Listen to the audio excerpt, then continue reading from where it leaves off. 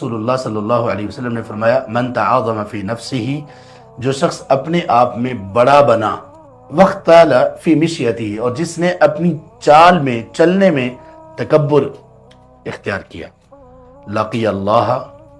تو وہ اللہ سے ملے گا، وہو علیہ غضبان، اور اس حال میں ملے گا کہ اللہ اس پر بہت غصے میں ہوں گے۔ اس میں اس تکبر کی طرف اشارہ ہے جو نظر نہیں آ رہا ہوتا، بندے کے اندر ہوتا ہے، اللہ جانتے ہیں، لوگوں کو نہیں پتا، لیکن وہ کوئی بات کر رہا ہے، اس کے پیچھے نیت یہ ہے کہ میں ہوں نا یہ بات کرنے کے لیے، یا کوئی وہ کام ایسا کرتا ہے اس میں وہ اپنے آپ کو بڑا بنا رہا ہوتا ہے، یا کسی عہدے کے لیے وہ اپنے آپ کو کہہ رہا تھا فلاں نہیں ٹھیک، یہ عہدہ جو ہے نا وہ اس کے لیے نہیں ٹھیک، اس کو تو وہ تو میری وجہ سے یہ کر رہا ہے اور یہ کر رہا ہے، تو ان باتوں کے پیچھے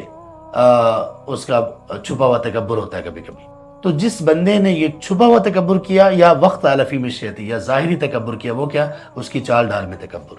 چال ڈال میں کیسے تکبر ہے؟ وہ ایسا لباس پہنے جو اس کے ٹخنوں سے نیچے تک جا رہا ہو، زمین تک لگ رہا ہو،